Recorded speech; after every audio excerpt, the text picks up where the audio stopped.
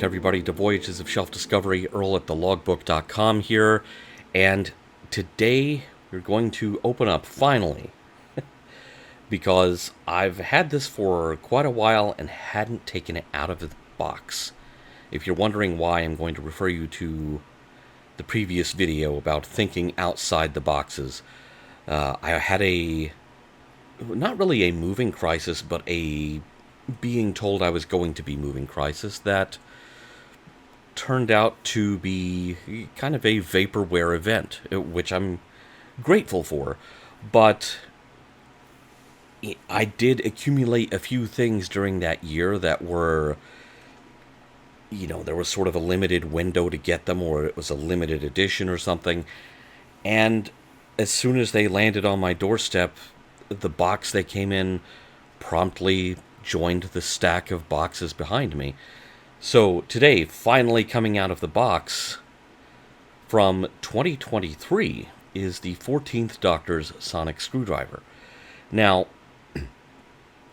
you could tell that the BBC is learning from Disney in a lot of areas, because not only was a big deal made about David Tennant's comeback, his very brief comeback. He was going to be sort of a stopgap doctor between Jodie Whittaker and Ncuti Gatwa. So a big deal was made about that, of course. The first time one of the Doctors has ever shown up as a new incarnation of the Doctor. But a big deal was made in the middle of the summer, long before Tennant's 3 specials aired or streamed, showing that he was going to have a unique sonic screwdriver. What I don't think we knew at the time was that it really was going to be his unique sonic screwdriver.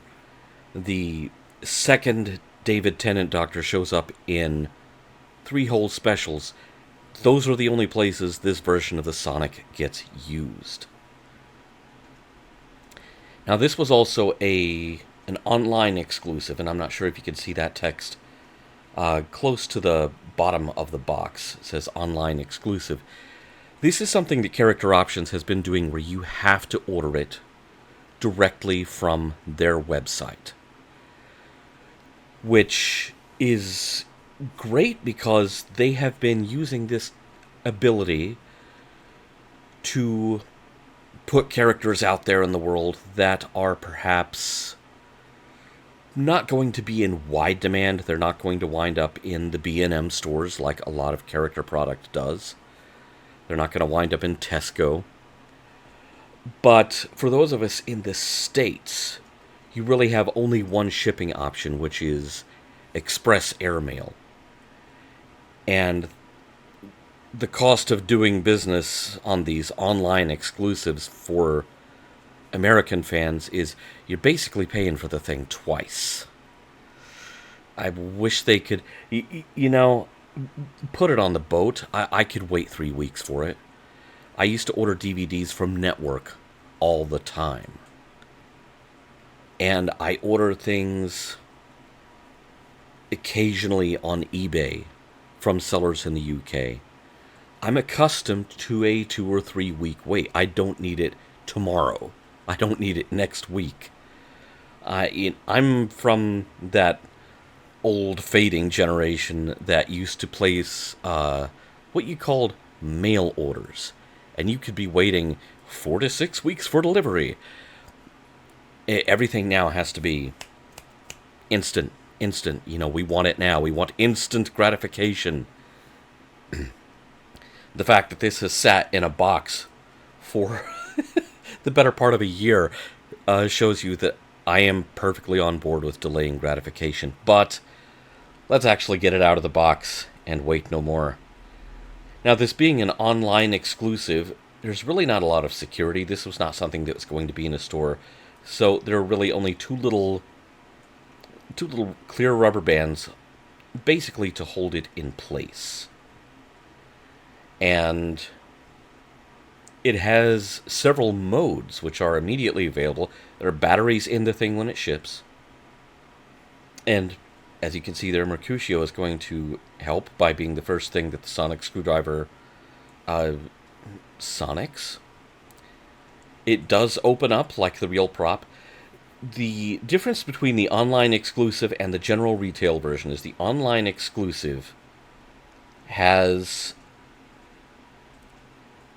this very chromed finish.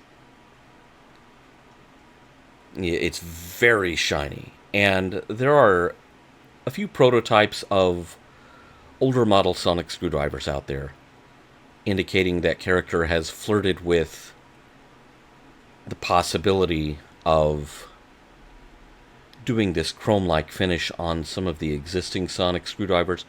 I don't know how much that actually adds to the cost. It's a neat effect that really pays off with this version of the Sonic.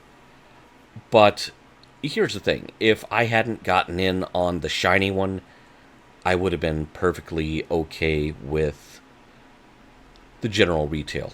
The reflectivity of the chromed model is a lovely thing to behold. It does have sound effects. It does have lots of modes. This really is, I think, tied with the Peter Capaldi version of the screwdriver for different sounds, different modes. If you pull back on the little switch, you get just your standard sonic sound. And you notice there's a little beep there. You can get just the beep by pressing the switch because it is also a button. If you hold the button down, you get just a little bit of sonic. Now, if you throw the switch forward, the prongs open up, the light's on, the sound's on.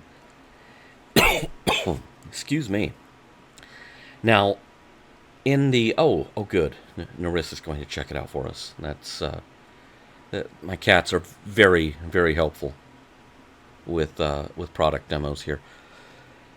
With the original prop, with the actual prop as used on screen, there were LEDs at the end of the prongs, which was kind of they were kind of uprating the main feature of Matt Smith's screwdriver. The interesting thing about the design is that it references every previous sonic screwdriver except Jodie Whittaker's, which I suppose they could be trying to contrast with the sonic screwdriver that Jodie had. But it just seemed kind of odd that we have, this part of the screwdriver, basically the bottom part is referencing the Christopher Eccleston David Tennant screwdriver. The prongs, the opening prongs reference Matt Smith's, and then the shape of it up here kind of references Peter Capaldi's, but we're not referencing Jodie Whittaker's unique sonic at all. Now, to keep the cost down, I imagine, they did not put LEDs at the end of the prongs, but the neat thing about the chromed version is that, beep, when you activate it,